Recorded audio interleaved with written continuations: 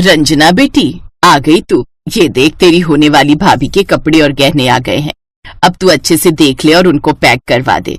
तुझे तो अपने ससुराल से फुर्सत ही नहीं है ना हमारे लिए, इसलिए मुझे और रोहन को ही जाकर शॉपिंग करनी पड़ी। ओफो माँ, अब आ तो गई हूँ मैं, मुझे ससुराल का काम भी तो देखना होता है ना, और अब से मैं आ गई हूँ ना तो सब देख लूंगी, आप बिल्कुल चिंता मत कीजिए। अच्छा माँ, रोहित कहाँ है? ये राम है, अपनी शेरवानी लेने गया था। देखो दीदी, अच्छी है ना? हाँ हाँ, बिल्कुल तेरी तरह, बस ऐसी तेरी पसंद भी अच्छी हो, यानी कि मेरी भाभी। अच्छा अब चलो, बातों में समय खराब मत करो, बहुत काम पड़ा है। ऐसे कुछ दिन बीत जाते हैं और अब शादी से 2 दिन पहले रंजना अपने भाई का शगुन लेकर अपनी भाभी श्वेता के मायके जाती है, जहाँ श्वेता की सहेलियां उसे देखकर कहती हैं, अरे श्वेता, लगता है ये कोई गरीब है, कुछ दान कर दो उन्हें। ऐसे में गरीबों को कुछ देना अच्छा ही माना जाता है। अरे तुम लोग मुंह बंद रखो, ये मेरी ननद है जो शादी का शगुन लेकर आई है, कुछ तो सोच समझ कर बोलो। लेकिन इनको देखकर तो लग ही नहीं रहा ये दूल्हे की बहन है। देख तो कैसे बेकार से सस्ते से कपड़े पहने हुए हैं, इससे अच्छे कपड़े तो तेरे नौकर ही पहन लेते। ये सुनकर रंजना का मुंह उतर जाता है। तभी श्वेता, सॉरी दीदी, वो मेरी फ्रेंड्स थोड़े मुंह फटे, लेकिन गलती आपकी भी है। अरे कुछ तो ढंग के कपड़े पहन कर आने चाहिए ना, अब आपकी वजह से ये सब मेरा भी मजाक उड़ाएंगी। सॉरी भाभी, मैं आगे से ध्यान रखूंगी। रंजना को बहुत बुरा लगता है, लेकिन अपने परिवार की खातिर वो चुप रहती है। दरअसल श्वेता अमीर घर से थी और उसकी और रोहित की लव मैरिज थी। श्वेता बहुत ही घमंडी थी। कुछ दिनों बाद दोनों की शादी हो जाती है और श्वेता अपने ससुराल आ जाती है। शादी के कुछ दिन बाद उसकी दोनों सहेलियां उसके ससुराल आती हैं। श्वेता उनको अपनी महंगी ड्रेसेस दिखा रही होती है। ये वाली ड्रेस ये मेरा भाई लंदन से लेकर आया है और ये वाली पेरिस से। अब हर किसी की किस्मत मेरे जैसी तो नहीं होती ना। अब देखना, मैं तो और ऐसे ऐसे कपड़े खरीदूंगी कि जो भी देखे वो बस देखता ही रह जाए। आखिर मेरे ससुराल वालों को भी तो पता होना चाहिए कि मेरा मायका इतना अमीर है। तभी वहां रंजना आती है। रंजना का ससुराल गरीब था, इसलिए वो ज्यादा अच्छे कपड़े नहीं पहन पाती थी। नमस्ते भाभी, वैसे आपकी ये साड़ी बहुत अच्छी लग रही है और आप इसमें बहुत खूबसूरत भी लग रही हैं। ओह थैंक यू, लेकिन आपके ये कपड़े बिल्कुल भी अच्छे नहीं लग रहे। अरे कम से कम कुछ तो ढंग के कपड़े पहना करो, भला कोई आपको देखकर कहेगा कि आप मेरी ननद हो। वैसे मुझे नहीं लगता कि तुम्हारे घर में किसी को फैशन का एफ भी पता होगा। आजकल के जमाने में ना ये सब देखते हैं कि सामने वाले ने कितने महंगे कपड़े पहने। अगर हमारे कपड़े सस्ते और घटिया होंगे तो उनको हम में और नौकर में कोई फर्क नहीं लगेगा।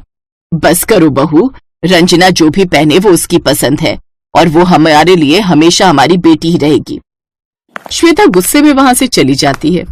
रंजना बेटी, अपनी भाभी की बात का बुरा मत मानना। अभी उसकी आंखों पर पैसे का चश्मा बंधा हुआ है ना, इसलिए वो ऐसा कह रही है, लेकिन एक दिन उसे भी समझ आ जाएगा कि तू दिल की कितनी अच्छी है। कोई बात नहीं माँ, मुझे भाभी की बातों का बुरा नहीं लगा। थोड़ी देर रुककर रंजना अपने ससुराल लौट आई और उस रोज अपने कमरे में बैठकर खूब रोई।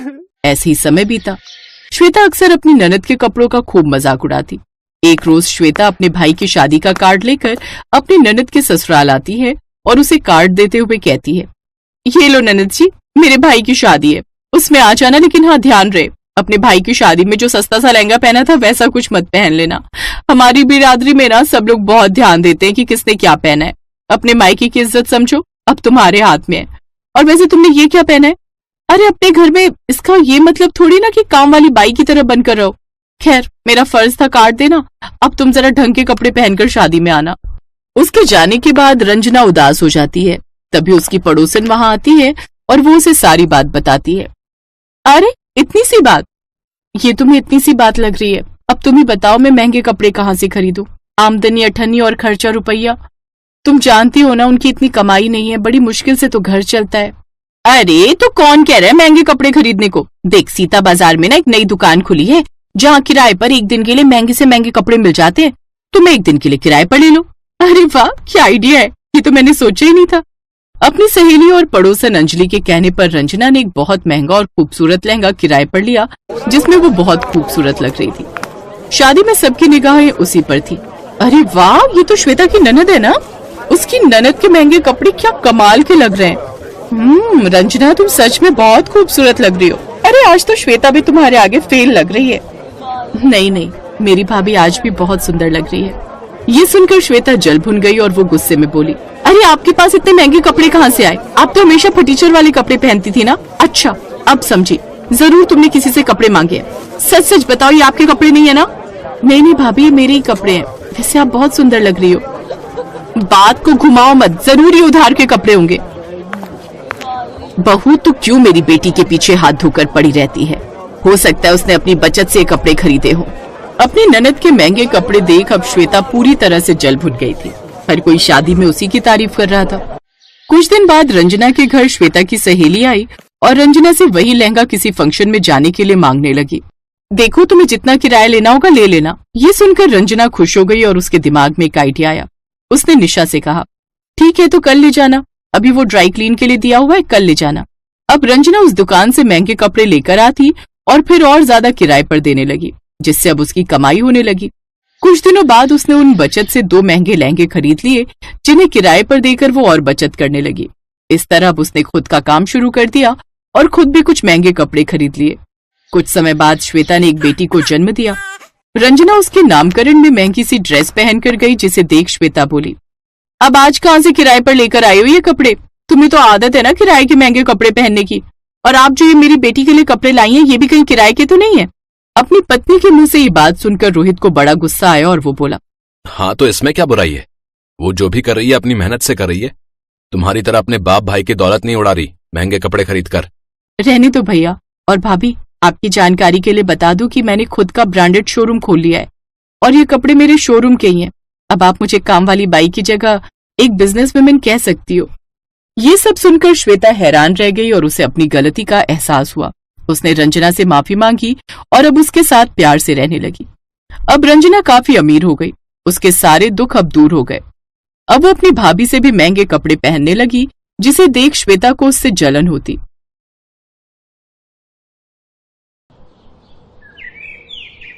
अनुराधा और प्रिया का रिश्ता केवल ननद भाभी का नहीं बल्कि गहरी दोस्ती का भी था।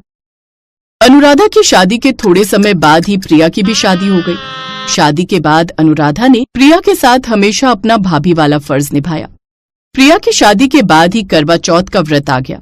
अनुराधा ने अपनी सास शारदा के साथ मिलकर प्रिया के करवा चौथ पर देने के लिए सारी तैयारियां की।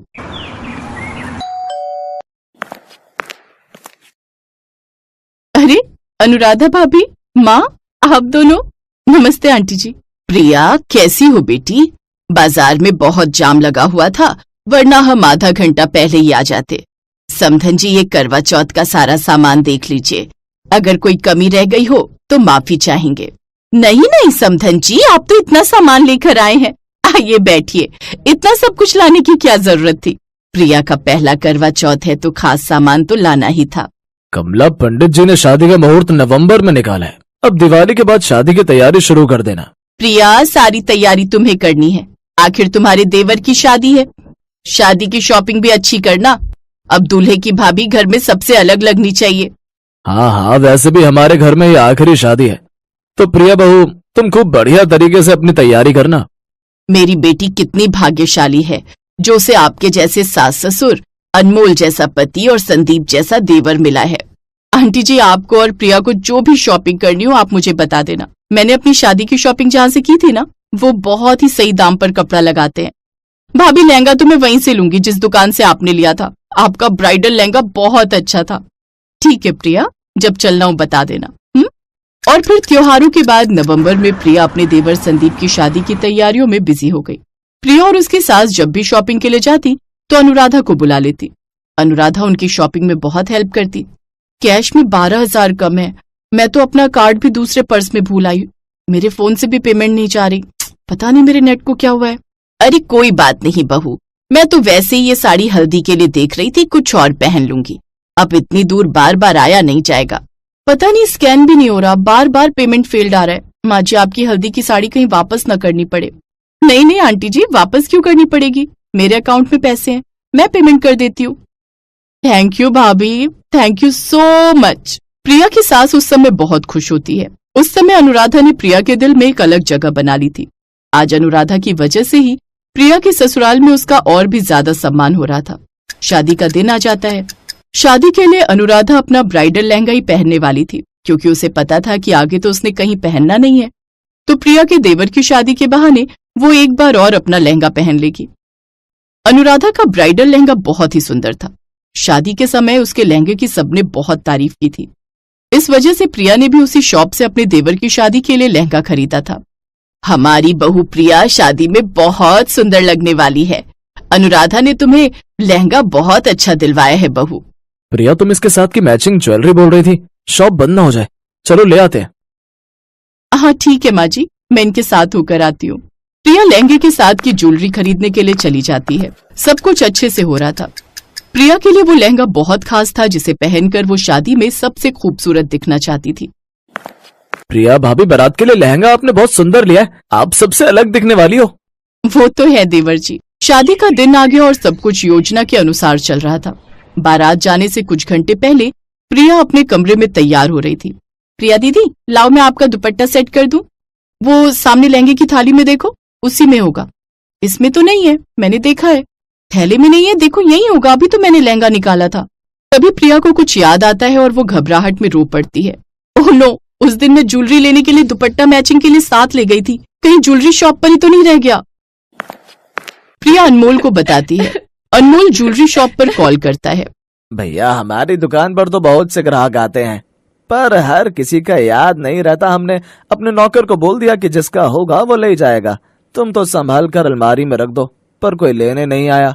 अब तो हम शहर से बाहर हैं और दुकान की चाबी भी हमारे पास है। अब तो आपको दुपट्टा मिलना बहुत मुश्किल है।